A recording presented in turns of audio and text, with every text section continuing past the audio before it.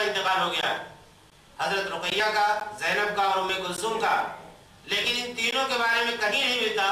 کہ اللہ کے نبی صلی اللہ علیہ وسلم نے اپنی بیٹیوں کی جانب سے کبھی قربانی کی ہو۔ حضرت خدیجہ کا انتقال ہو گیا، اللہ کے نبی صلی اللہ علیہ وسلم سے ثبوت نہیں ملتا یا آپ نے حضرت خدیجہ کے نام کی کبھی قربانی کی ہو۔ تو اگر میت کی طرف سے قربانی کا اتنا ہی جذبہ یا اتنا ہی ثواب تھا یا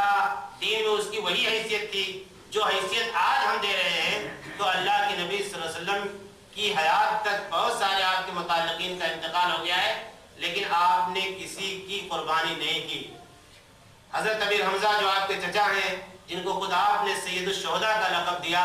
غزوہ احد میں وہ شہید ہوئے۔ غزوہ احد سن 2 ہجری میں ہوا، 8 سال تک اللہ کے نبی زندہ رہے اور قربانی کرتے رہے، لیکن کسی ایک سال بھی اپنے چچا کی جانب سے قربانی نہیں کی۔ تو یہ پتہ چلتا ہے کہ اللہ کے نبی صلی اللہ علیہ وسلم کے زمانے میں، صحابہ کرام کے زمانے میں اس کا کوئی بہت زیادہ رواج نہیں ہے جو رواج آج ہمارے یہاں ہو گیا۔ ہمیں ایک پریشانی اور الجھن یہ ہے کہ شریعت نے ایصال ثواب کا، ثواب پہنچانے کا جو طریقہ ہمیں بتا دیا ہے، اس طریقے پر ہم قناعت نہیں کرتے، یعنی اس طریقے کو ہم کافی نہیں سمجھتے۔ اولاد جتنے نیک کام کرتی ہے، نماز پڑھتی ہے، روزہ رکھتی ہے، صدقہ و خیرات کرتی ہے، نیکی کے کام انجام دیتی ہے، صلہ رحمی کرتی ہے، دوسروں کے ساتھ اس سے سلوک کرتی ہے، تو یہ سب کے سب اس کا ثواب ماں باپ کے کھاتے میں پہنچتا ہے، یعنی ان کو تو ثواب ملتا ہی ملتا ہے، ماں باپ کو بھی اولاد کے نیک کاموں کا ثواب ملتا ہے۔ قرآن مجید نے اللہ تعالیٰ نے فرمایا کہ لیس للانسان الا ما سعی، انسان کو اتنا ہی ملے گا جتنی اس نے کوشش کی ہے۔ تو اولاد تو ماں باپ کی کوشش کا نتیجہ ہے، ماں باپ نے تربیت کی ہے، ماں باپ نے پڑھایا لکھایا ہے، ماں باپ نے ایک سارے معاشرہ ان کو فراہم کرنے کی کوشش کی ہے، اپنی قربانیاں پیش کی ہیں اولاد کو بنانے میں اور سنوارنے میں۔ تو ظاہر بات ہے کہ اگر وہ اولاد نیک ہے اور نیکی کام انجام دیتی ہے تو ماں باپ کو ثواب پہنچتا ہے۔ اللہ کے نبی صلی اللہ علیہ وسلم نے اسی لیے وہ حدیث بیان فرمائی کہ اذا مات الانسان انقطع عنہ عمله الا من ثلاث، جب انسان کا انتقال ہو جاتا ہے تو اس کا سلسلہ عمل ختم ہو جاتا ہے، یعنی عمل جو جاری تھا وہ مرنے کے بعد اسٹاپ ختم۔ 3 کام ایسے ہیں جن کا ثواب اسے ملے گا مرنے کے بعد بھی۔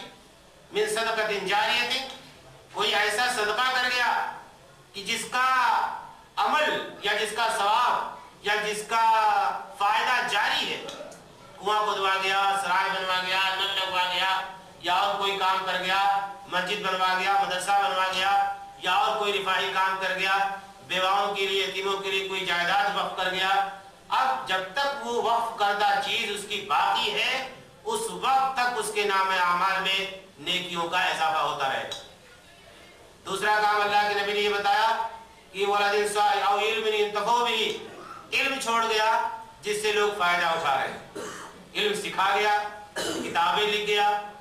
سکھانے والے دوسروں کو سکھا رہے ہیں، پوری چین بنتی چلی جا رہی ہے۔ اسی طرح سے کوئی کتاب چھوڑ گیا جس کو لوگ پڑھ رہے ہیں، فائدہ اٹھا رہے ہیں، ان کی عملی زندگی سنور رہی ہے، تو جب تک اس کا یہ سرمایہ دنیا کے اندر موجود ہے اسے ثواب ملتا رہے گا۔ اور تیسرا کام اللہ کے نبی نے بتایا کہ ولد صالح یدعو لہ، نیک اولاد چھوڑ گیا اور وہ نیک اولاد اس کے لیے دعا کرتی۔ تو آج ہمیں اس بات کی توفیق تو بہت کم ملتی ہے کہ ہم اپنے ماں باپ کے لیے 5 وقتہ نمازوں میں دعائیں کریں، رات کو روئیں اور گڑگڑائیں، انہیں یاد کریں۔ اللہ کے نبی صلی اللہ علیہ وسلم نے یہ فرمایا کہ باپ کے مرنے کے بعد، ماں کے مرنے کے بعد ان کے ساتھ حسن سلوک یہ ہوگا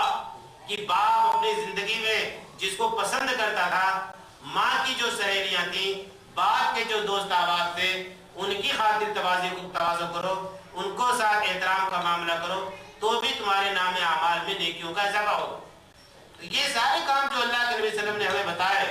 ہمیں معلوم ہے، اچھی طرح سے معلوم ہے، لیکن ان کو کرنے کے لیے ہم تیار نہیں، رواج کو بہت جلدی پکڑتے اور تھامتے ہیں اور اس کے لیے حجت بازی بھی کرنے لگتے ہیں۔ تو جس چیز کی دلیل واضح نہ ہو اسے شریعت کا حصہ بنانا درست نہیں ہے، لہٰذا میت کی طرف سے قربانی جو ہے یہ شرعی اعتبار سے درست نہیں ہو سکتی ہے۔ علماء نے جو دلائل دیے ہیں وہ دلائل آپ کے سامنے ہیں، آپ اندازہ کر سکتے ہیں اس میں کوئی چیز